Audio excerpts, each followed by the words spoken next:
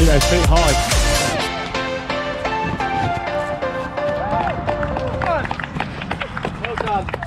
Hello and welcome to the first Q&A of our new UKOSF Unite series, Elevating Women and Girls in OCR. Today on International Women's Day, we're taking on the 2021 International Women's Day theme, Choose to Challenge. Today is a day to celebrate women's achievement, raise awareness against bias, and take action for equality. International Women's Day mission is to celebrate women athletes and applaud where equality is achieved in pay, sponsorship, and visibility. My name is Becky, and I'm from the UK Obstacle Sports Federation, where our mission is to unite individual OCR athletes, event providers, and OCR clubs to represent them and serve their needs throughout their lives and to promote sportsmanship.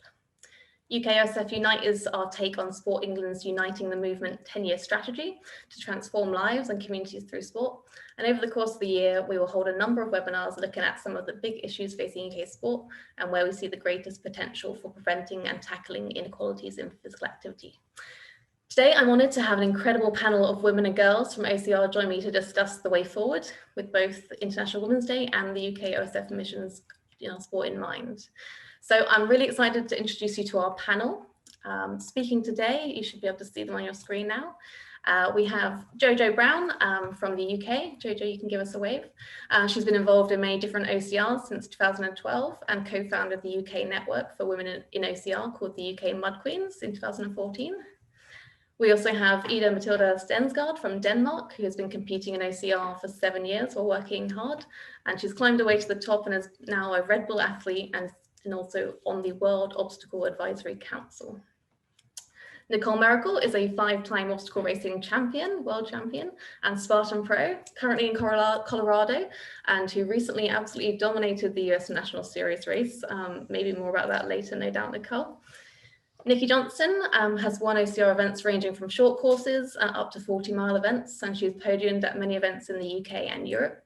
You might have seen her name recently on top of the Hyrox VCF bodyweight competition.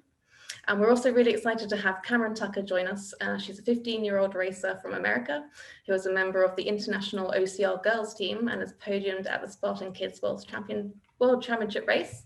And she recently stepped up and joined Nicole on the Spartan Elite start line. So welcome everyone and welcome to our guests.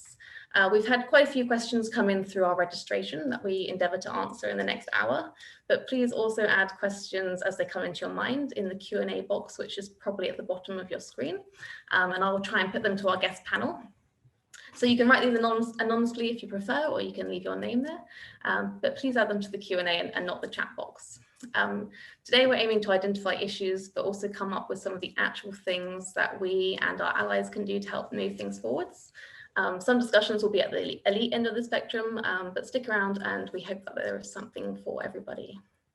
Those of you listening who are considering doing an OCR, or maybe you're new to OCR, or perhaps you know someone who might like to give it a go, then stick with us and let us know if we can help you take the first step to getting involved in our sport. So I'm going to kick off with the age-old question that has come back to light recently, and maybe a tough one to get started, ladies, but it's very much a hot topic at the moment. I think, Nicole, you might have been discussing this recently as well. I know Nikki has as well, after the tire obstacle at the Spartan race in Florida last weekend.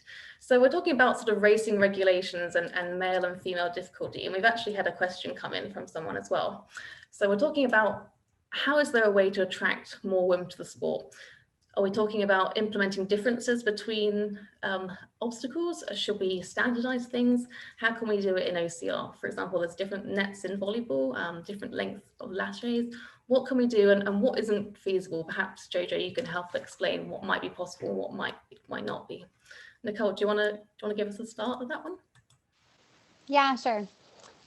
So we do have some differences to begin with already. So we have steps at walls for women, and we have different weights in terms of like the bucket and the sandbag with Spartan racing. And then we've seen other race series like Battle Frog have even different lanes for women and men.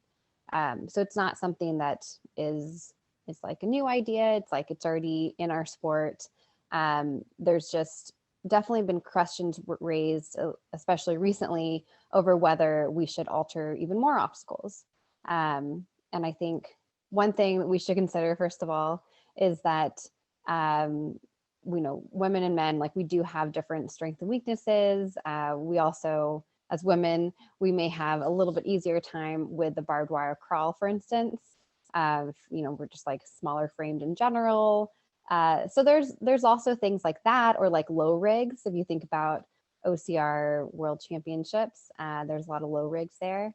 And that's another thing that, again, like women like may have a slight advantage if we're a little bit more compact.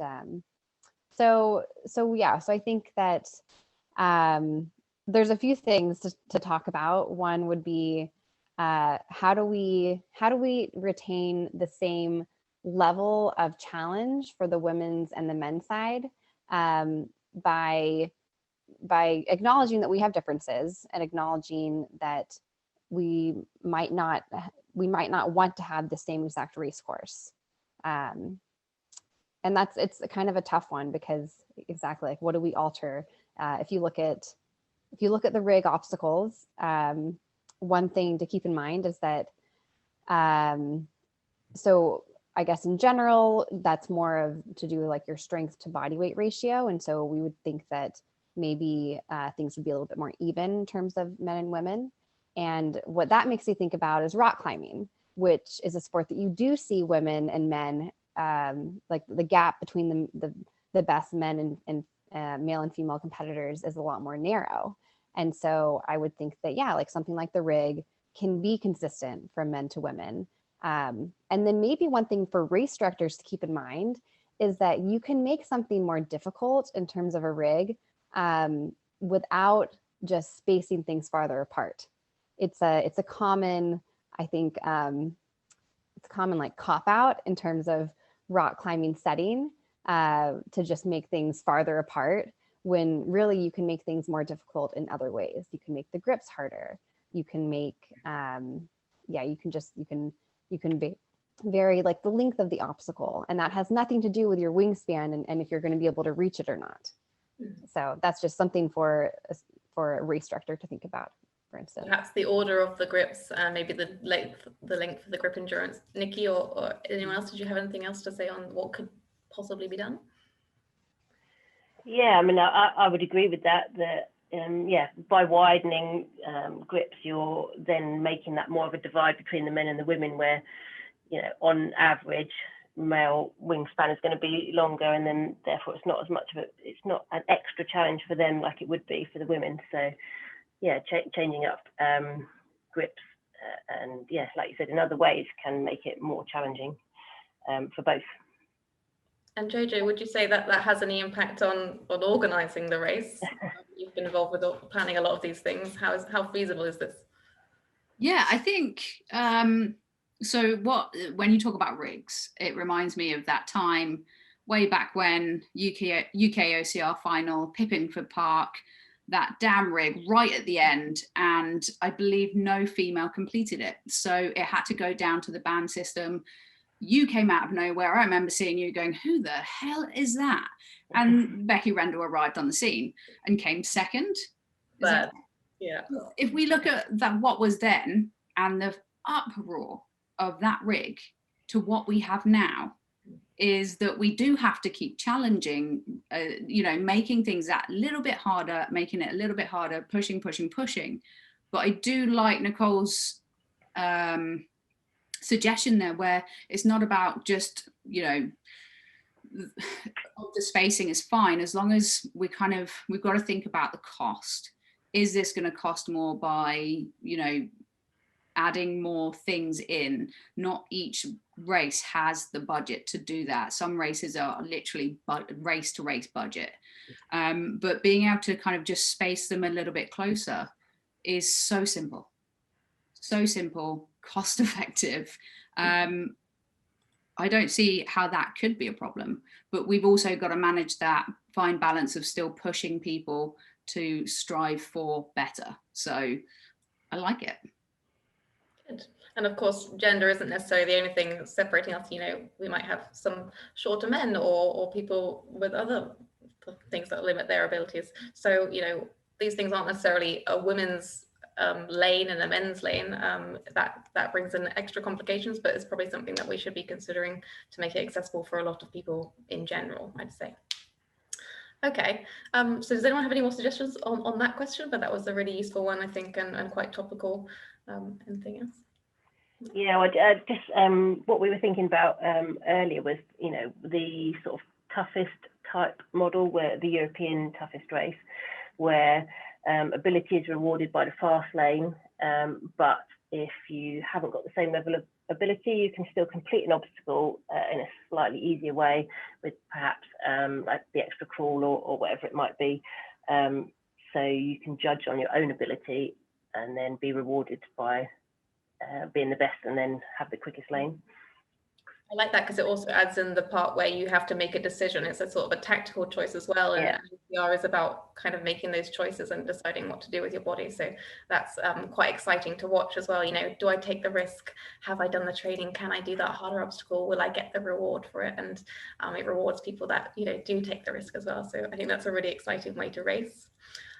Okay, great. So talking about sort of results and female progress today. So we're just going to stick with the kind of the competitive scenario for now. Nicole, huge congratulations for your, you know, really outstanding run in Florida recently. For those of you watching who don't know, it was the start of the US National Series and Spartan race in America, and you won by several minutes. There may be some women missing from the race, unfortunately, but it was still an impressive lead. I think 9.1% faster than second, which is the highest ever, according to Jack Bauer, our stats. But on average, the gap at the top of the women's race is about 3.4%. So the difference between first and second is quite large. For comparison, in the men's races, it's 1.8%, so quite a bit smaller. So it seems like there's a lot more men kind of in contention or racing at the top, and the positions swap a lot more. That kind of demonstrates, I think, to me, like how fewer women there are compared to men at the top spot. And of course, building that kind of top of the pyramid, the elite pyramid, you know, we have to build from the bottom, from grassroots. But do you think, you know, what's a way that we can kind of narrow this gap in elite racing? Does it have to start from the bottom, or is there anything that we can do kind of instantly at the top to narrow that gap there? And do you think that this would make it kind of more exciting or entertaining or drive up the level of competition if we did have a few more women at the top kind of battling it out? Yeah, I think it would be much more exciting. I think it would kind of garner more attention for the sport and for the women's side of the sport if we had more females competing at the very top. And we had more place changes. And I think, so where my mind goes to is the 3K at OCRWC. It's always the coolest race to watch. Like, you know, the men's side, the women's side, it's so fun because even on the women's side, we were like so close until the very end, like the last several years at least. And so, yeah, I think it's way more fun to watch when people are going back and forth and it's like a big group all the way to the end. And how do we do that? I think that there's a couple of different answers. You know, there's already really talented athletes out there who just don't know about OCR or are hesitant to get into the sport, maybe lacking a few of the skills required, and they just like don't know how to reach that level. So yeah, so I think it's one, inviting athletes into the sport, and then again, like developing the talent that we already have and developing like the young and up and coming runners that we have. Well, hopefully your dream team and us having this conversation now will promote a lot of those things to actually start happening, and for other people to encourage people to do that. So if you do know anyone that, you know, maybe a good trail runner that you think would like to have a go at OCR, you know, we're all welcome to share how to start doing that. And so you can kind of talk to UKOSF via the website if you want to do that. Okay, does anyone else have any other kind of points on that one? There's a question here that's come in that's asking, if you could attract any female athlete into the world of OCR, who would you choose to race against? We can go around in a circle. Ida, who would you choose to race against? Do you have any dream competitions?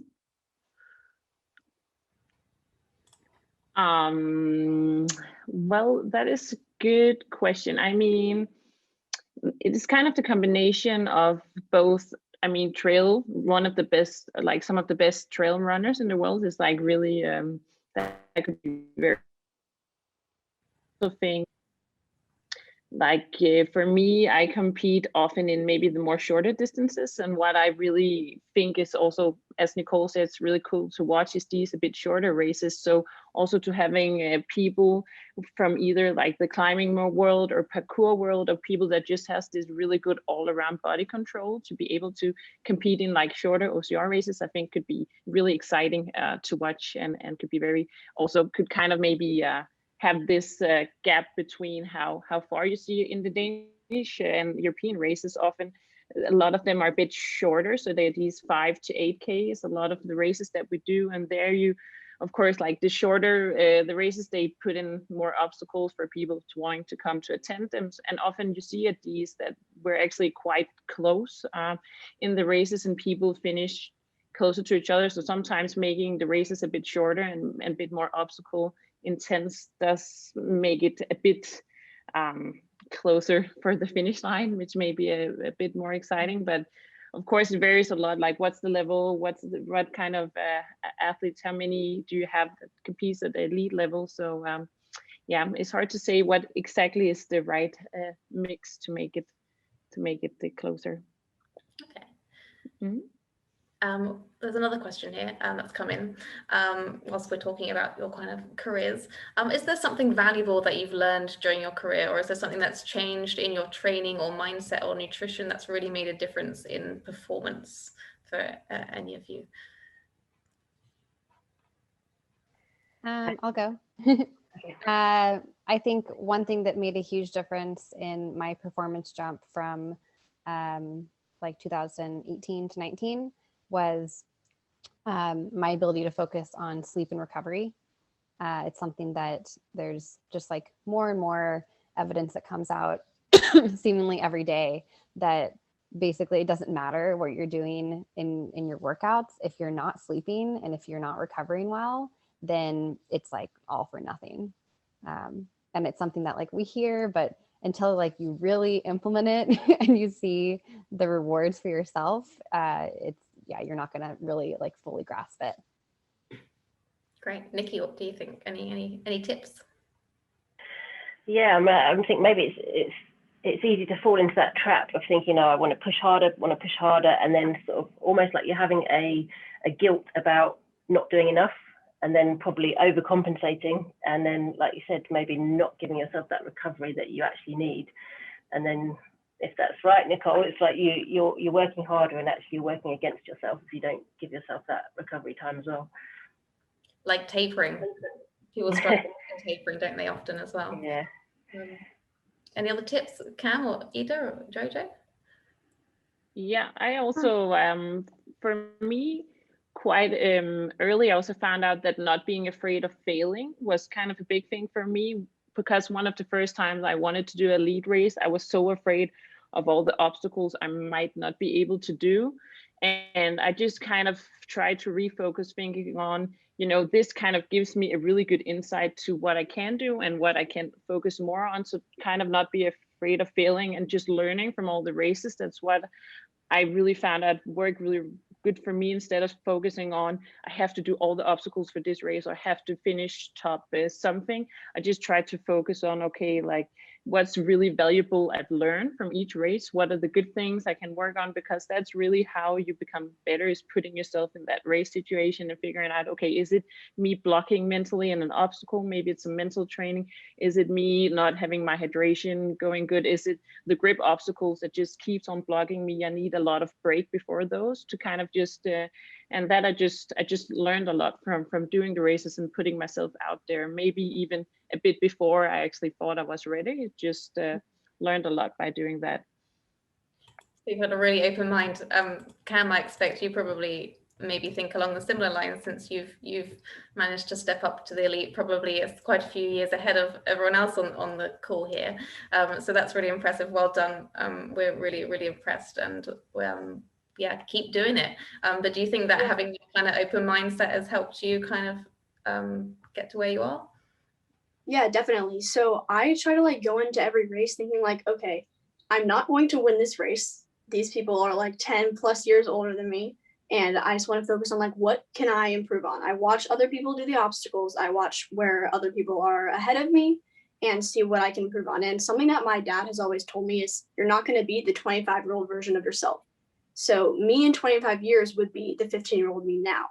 So that's something that I always try to keep in mind when I'm doing the race, and just learn and just focus on trying to figure out what you can improve on and focus on your weaknesses instead of your strengths. Great. Yeah, I think we should all try and remember that. There's actually been quite a few kind of conversations and I think questions generally about confidence of women and girls moving up in from, for example, from open to age group or from age group to elite.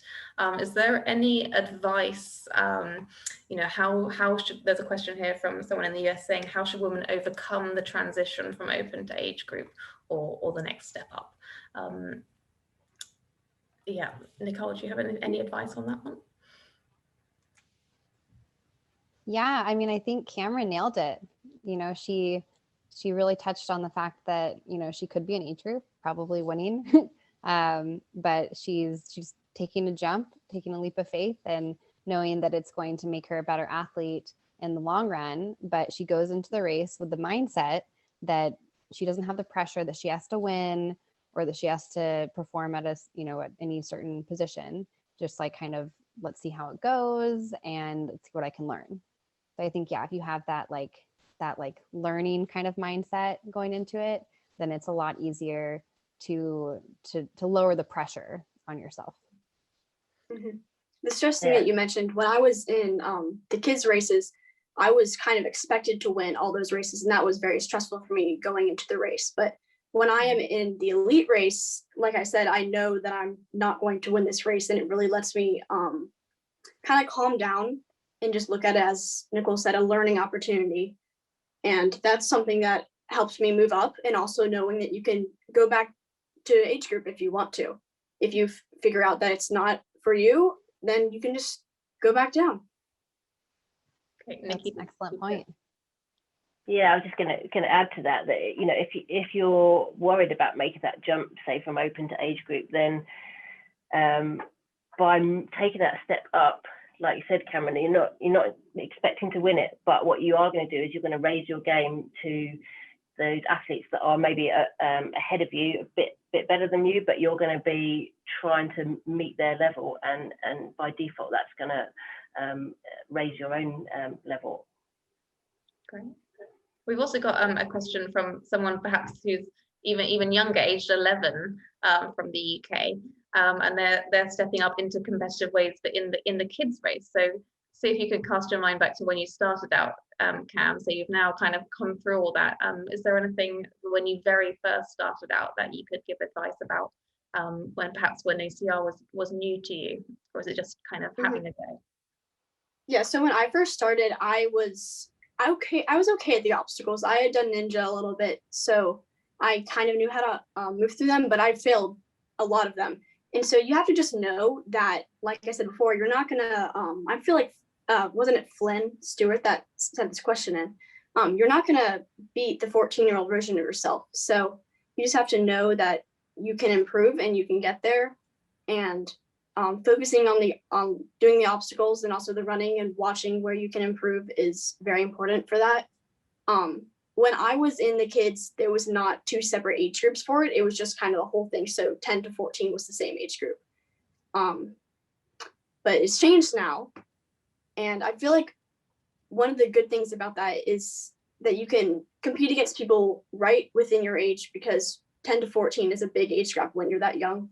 And I just feel like going into that, you can see the people that are older than you doing this sport and know that you can get there at some point if you work hard enough for it. And it's really inspiring to watch the people that are older than you do it. Great. Ida, now you kind of worked your way up a bit. You've been doing OCR for about 7 years now. How did you decide to take the plunge and change from age group to elite? We've got loads of questions coming in, so I'm going to try and get through as many as possible. Yeah, I also think for me, it was like the challenge. I kind of wanted to see where am I? How can I do if I actually go into the more competitive elite? I knew that I think I won my age group in 2015 at the OCR World Championships for the first time, and then I kind of decided, you know, that I'm not going to come back next year and try to defend the age group title. It's time to kind of move on. I know that's maybe a bit the high thing to aim for, but it was also just wanting to know where you're at and wanting to just challenge yourself by racing against the best in the world. That's kind of how you can improve and keep on moving on. I think that's just yeah, I think that's the best advice that you can give, is just taking the jump and just doing it. And as also Cameron said, like, you can always go back racing age group if it wasn't for you. It's not like, now I chose elite, I have to do elite the rest of my life. It's not like that. You can just figure out like what you want to do. Some people like really the competitiveness pressure. Some maybe likes being more in the age group. It doesn't. You don't have to step up all the time. You can also race age group if that's what you want to do. So it's just figuring out what works for you. If you have a really competitive nature, if you want to do elite, and then that's what you should do. And often you're ready before you know it. Yeah. Jojo, thanks, Ida. You spent, there's a question here, you spent so much time inspiring many female participants. We've been talking about the competitive side a lot. Do you think there's anything that can motivate people to look at the competitive side, or do you think that people are happy where they are? You know, we're talking about it like everyone should be doing competition, but that's not necessarily the case. What do you think about that? Oh geez, I think the thing is we've got a community of like obstacle racers, haven't we, which is very much predominantly online. There, you know, we meet up and do a little bit of training, and we have our like meet up at the races, but we don't have that community like other sports do, where you're going to a CrossFit box to train with everyone every time. So that community doesn't quite step out in the same big way that other sports do. And I think that hinders things a little bit, because you're not then surrounded by the people that you want to emulate all the time.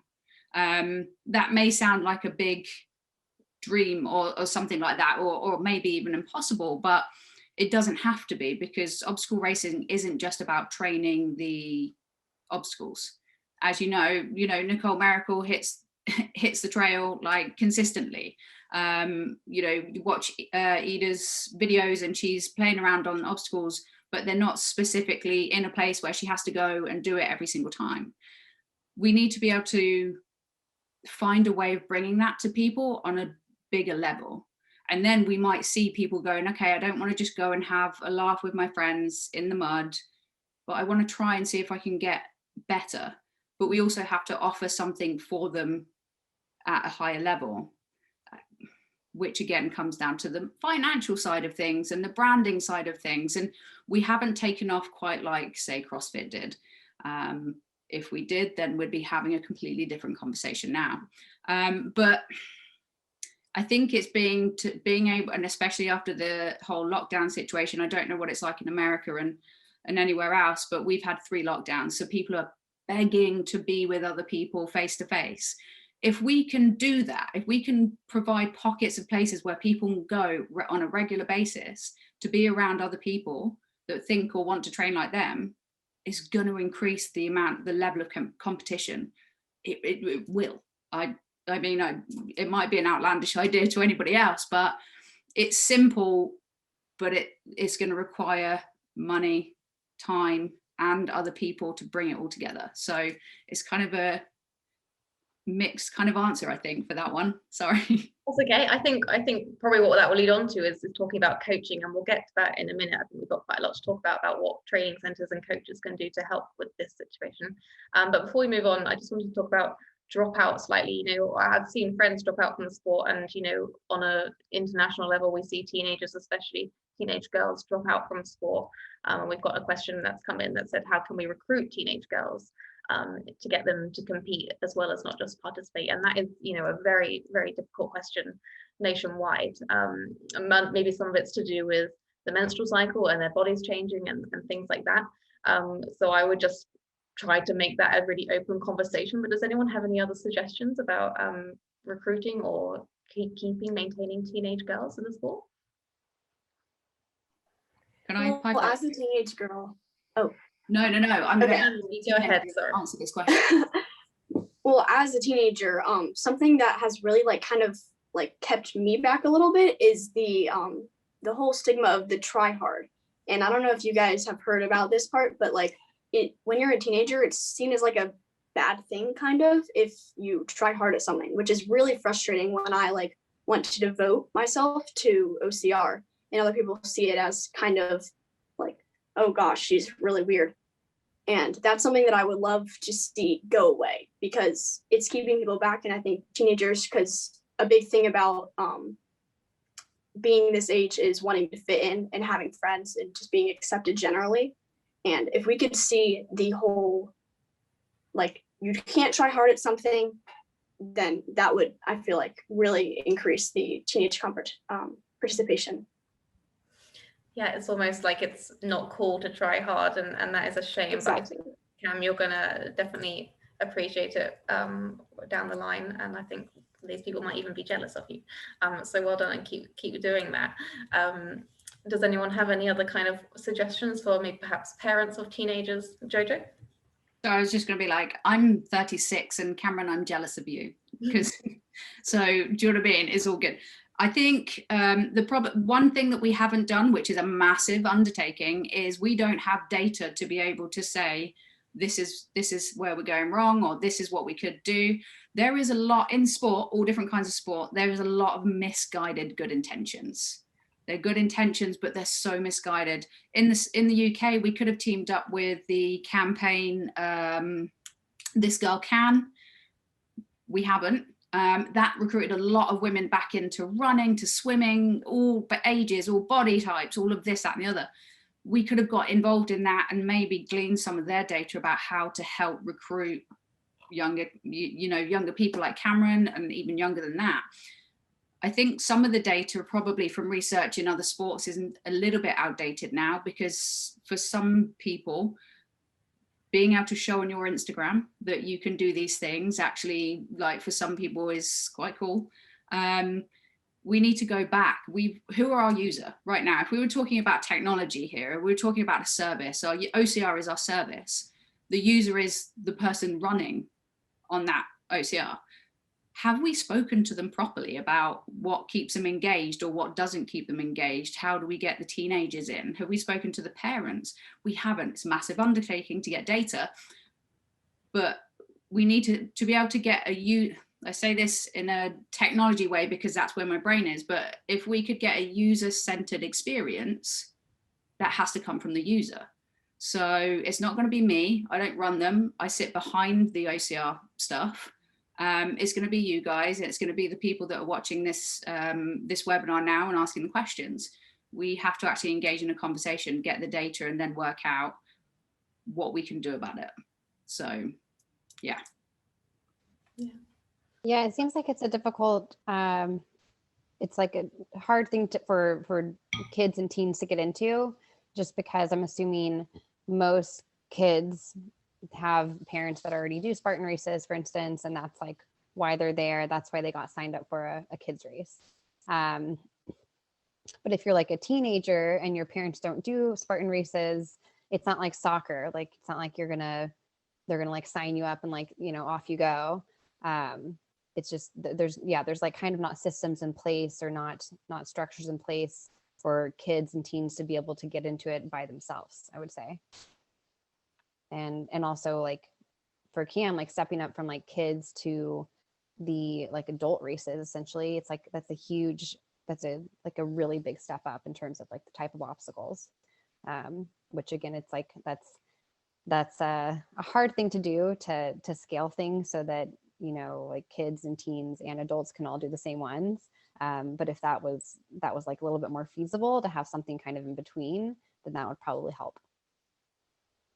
Yeah, and I think it's difficult to balance everything, isn't it? We've had quite a few comments and questions come in about balancing your studies, Cam, balancing when you have a family, having to choose between you doing a race or your child doing a race.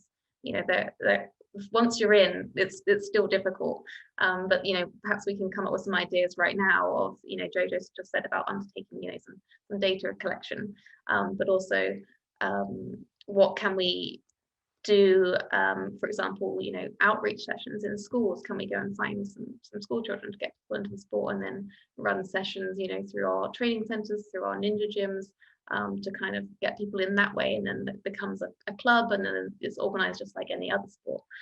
You know, there is so much potential for that in the sport of OCR. Does anyone have any kind of suggestions about ways that we could do that?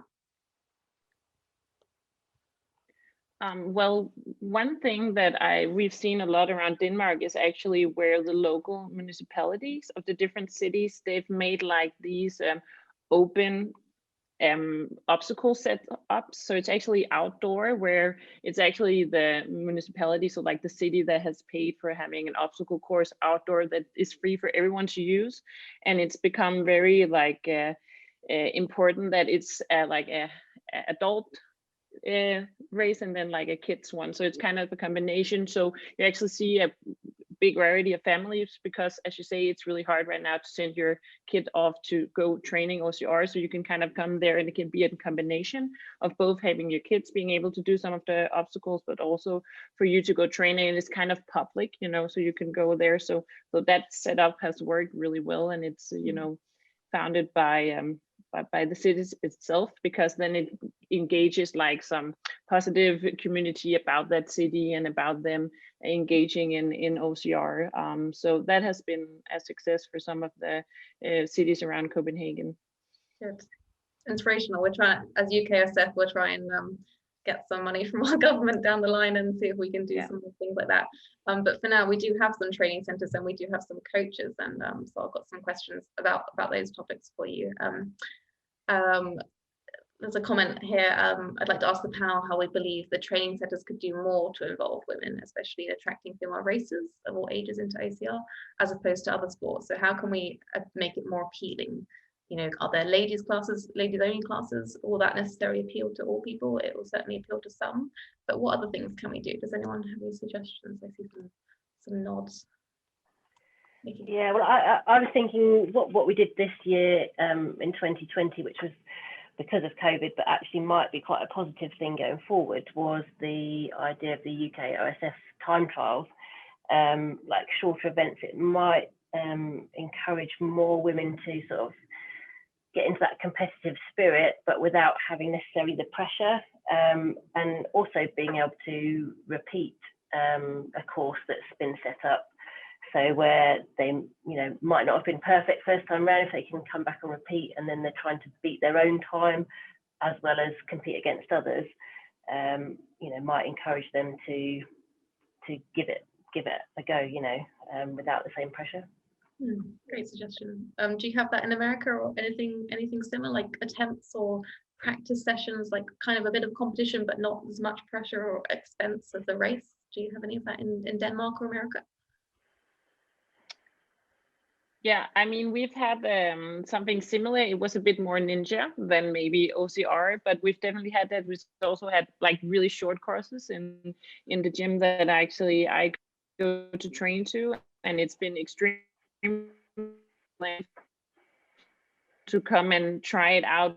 In like you're alone, and then you only need one kind of time for you. So also, if you feel it, do it. If there's a lot of people watching you, it's maybe easier to go by yourself, and timing for it and kind of practice it. So it's a really good way with these time trials. And then you can maybe this month, this is for next month, it was another level, and then we had like 3 levels and 4. So it's a really good way to do a challenge that's like a mini short course. Makes people excited when they go by the gym, you know, maybe they don't jar, but they see people. We're losing you a little bit. Actually, you're training for, what are you doing? Which just engage. Try turning your video off, Ida. We might be able to hear you better. But I think she was saying that time trials are really also a good idea. There's a question here to the panel. What do you think is missing from the coaching provision in OCR? I mean, UKOSF has started creating a coaching program for coaches in the UK, and we ran that last summer. although there was only 38% of those people were female, or no, sorry, that was in the time trials. We only had a few females on the course. It's going to run again soon, and it's part of a wider European and part of World OCR to help develop our coaching program. And we're likely going to have another discussion on that topic. But what do you think is missing from coaching? I mean, I can only think of a handful of female coaches, coaches who are female themselves, but what can male coaches do as well to help? Any suggestions? Well, yeah, you've raised a point there that I'm trying to think of how many female coaches there are in the UK. I mean, it's going to affect some people, and other people, won't be bothered. But there probably will be some women out there that would prefer to have a woman coach them, and maybe that is a bit of a gap in the market there. I think something, perhaps someone else can comment on this as well, but something that I've experienced with coaches before is the male coach will tend to ignore the things that they don't understand. Maybe sometimes, not all coaches, of course, or trainers, but there's no harm in asking or trying to understand. Something that happens to us, all the time is our hormones are changing up and down, and it depends on how we manage those and how they affect us as individuals, and that can influence our performance as well as our mood, and it's not something that should be ignored.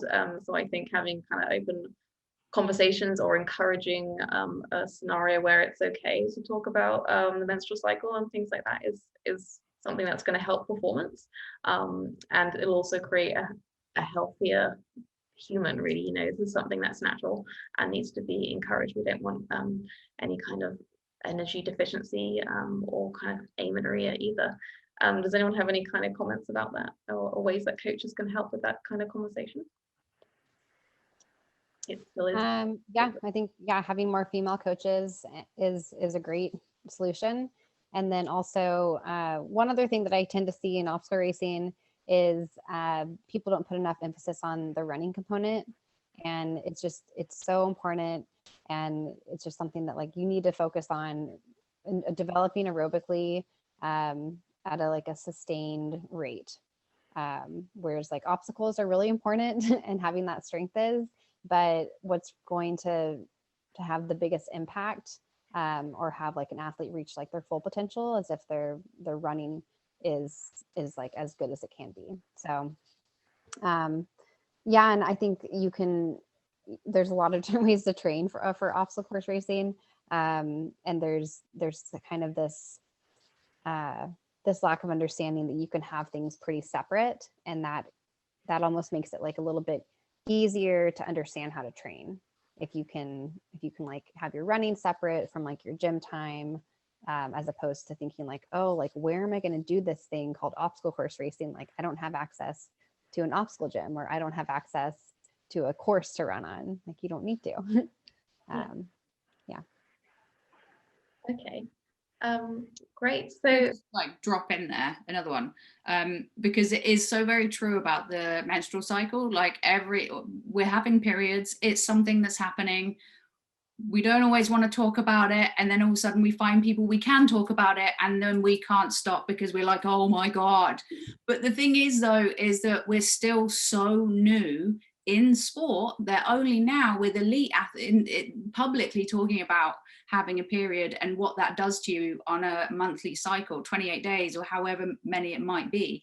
And so I don't think we can possibly put, not pressure, but I don't think we can quite easily just be like, these people need to know about it already. They need to understand about what women go through and how to approach their training because of it, because I'm 36 and I'm still learning about it.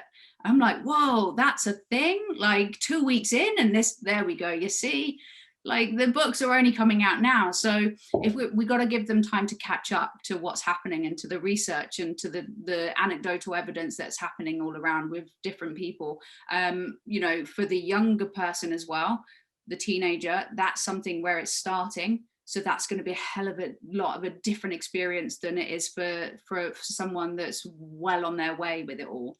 And then you've got to move into when you stop having a period and the menopause happens. So I think we need to give them time to catch up. but there needs to be a time, because otherwise those coaches are doing the female athletes a disservice. But yeah, more conversation, more coaching on it. At UKOSF are in a prime position to actually maybe try and put something together for their coaches, so that that can be something they're aware of before someone even turns up. So yeah.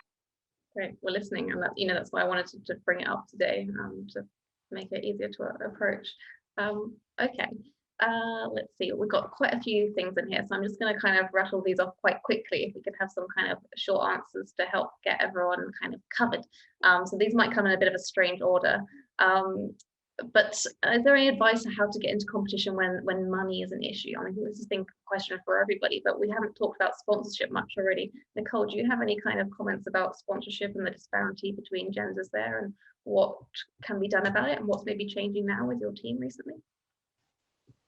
Yeah, part of it is there's a discrepancy across all sports between women and men in sports and sponsorships.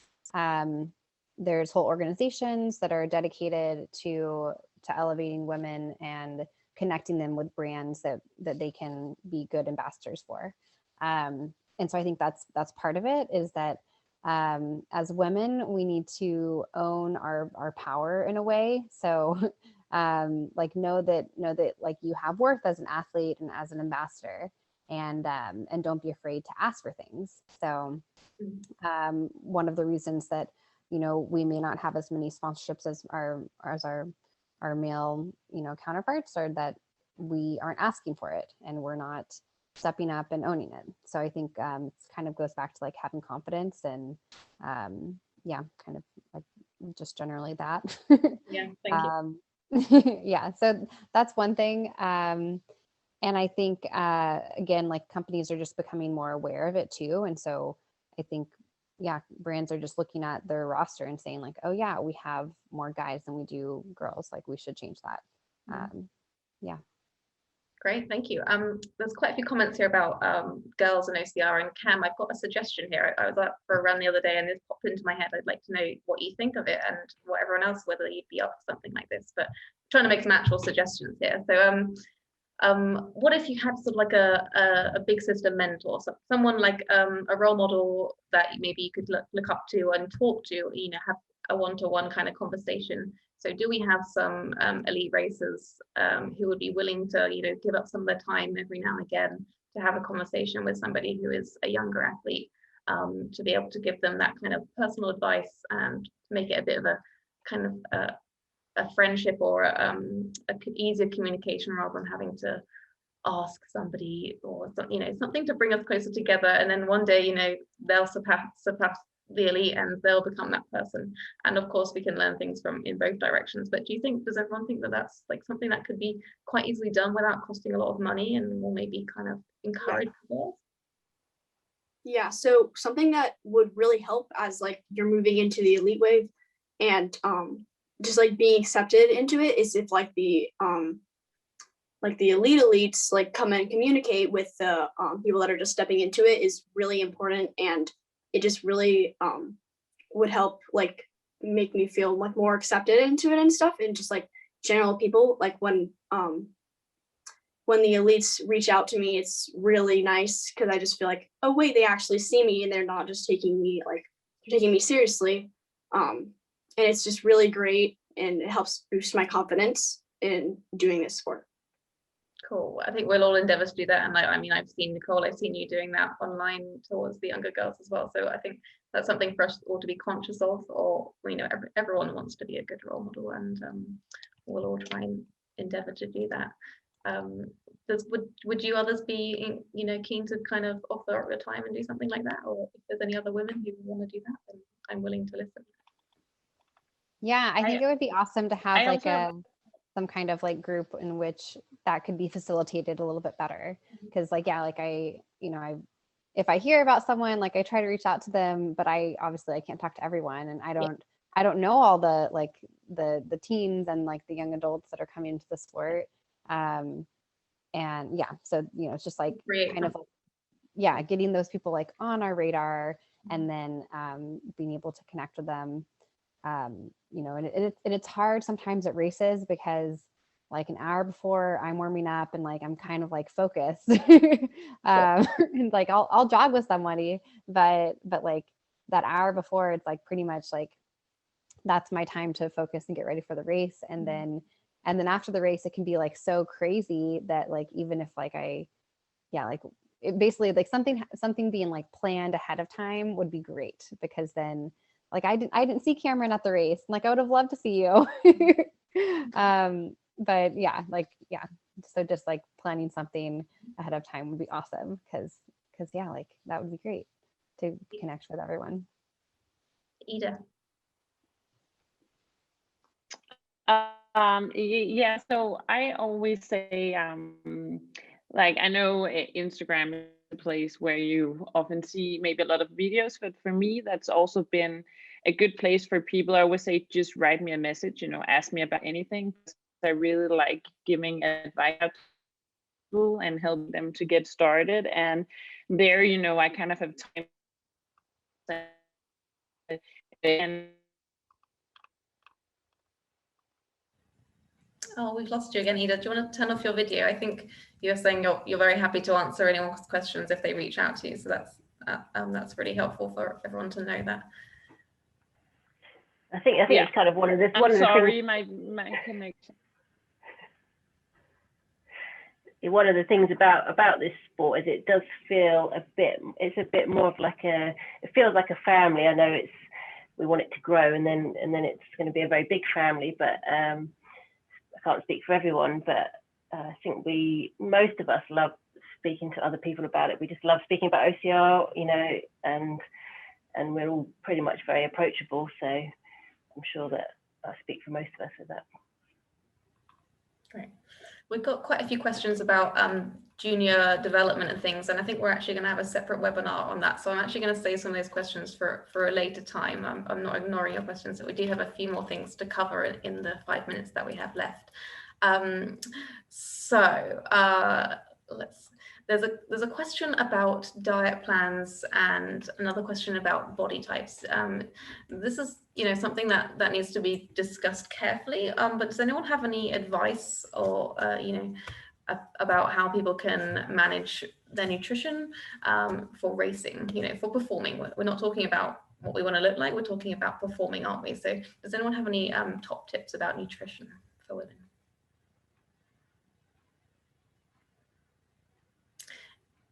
Eat enough to perform, really, isn't it? I think.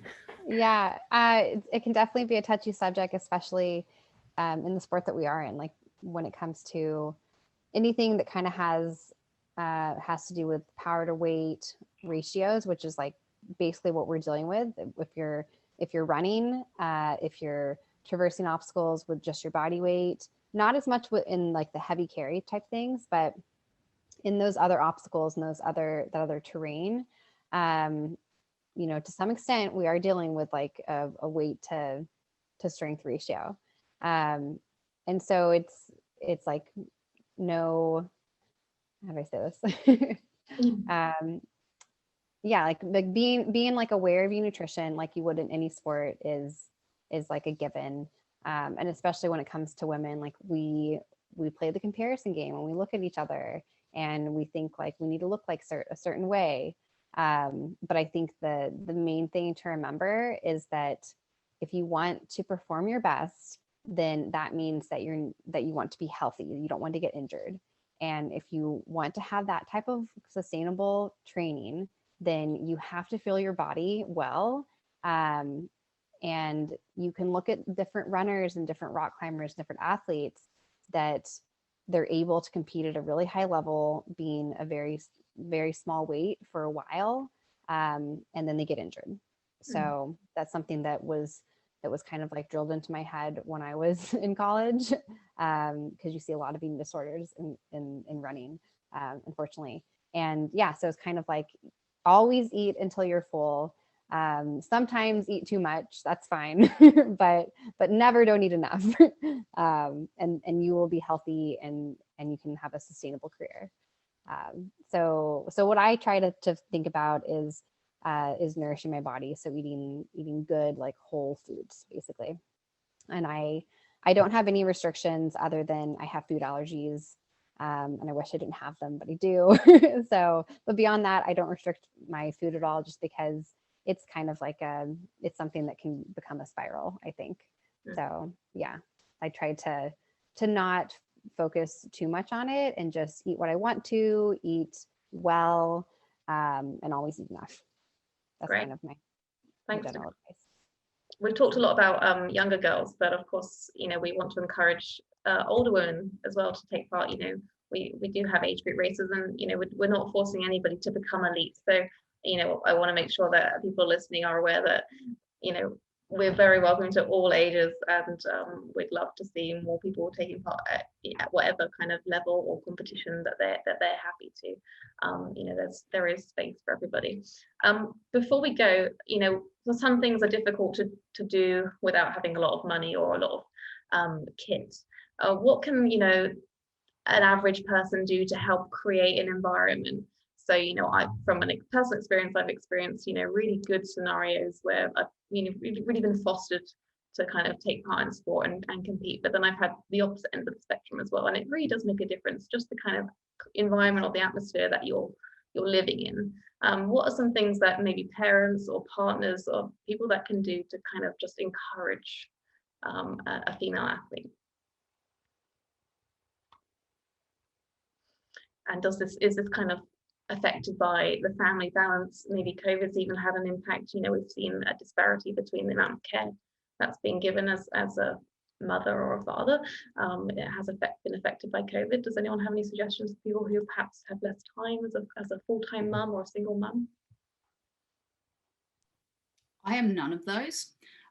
Neither am I an elite athlete. However, like when it comes to training and having the right environment around you, what I've learned, I'm 36, I've never been as small as I am now. I found consistency in lockdown. Like that was like the biggest positive.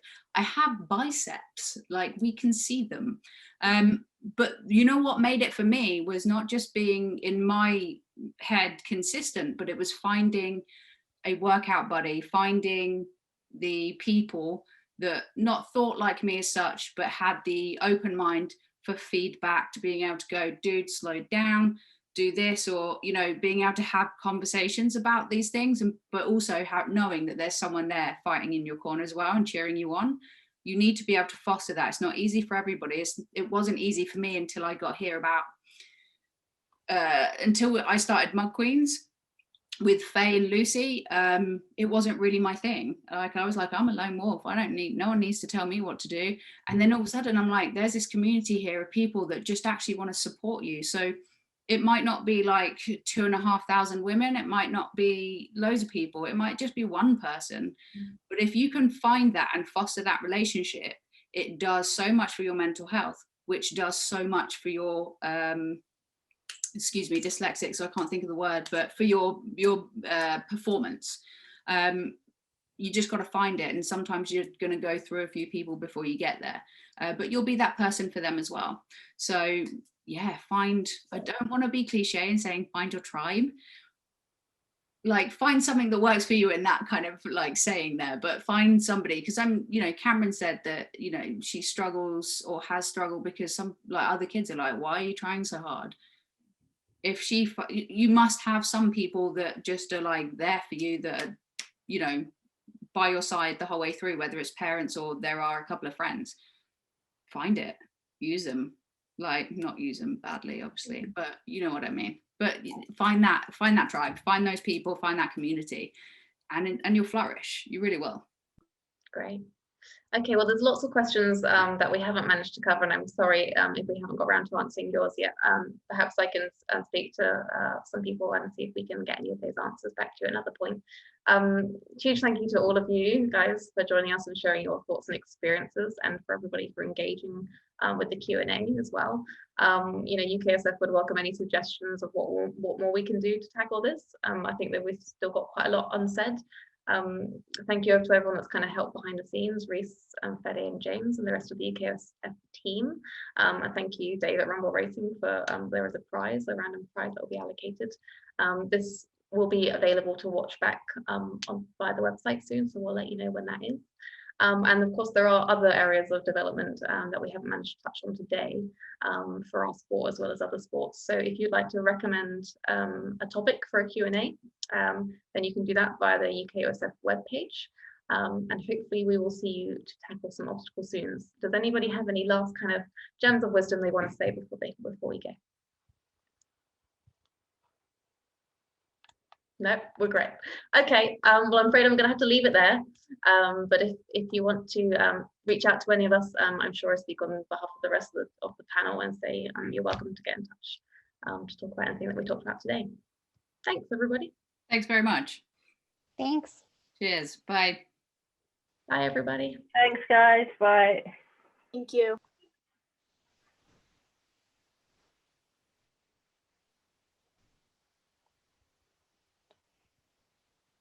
Yeah. Thank you, everyone.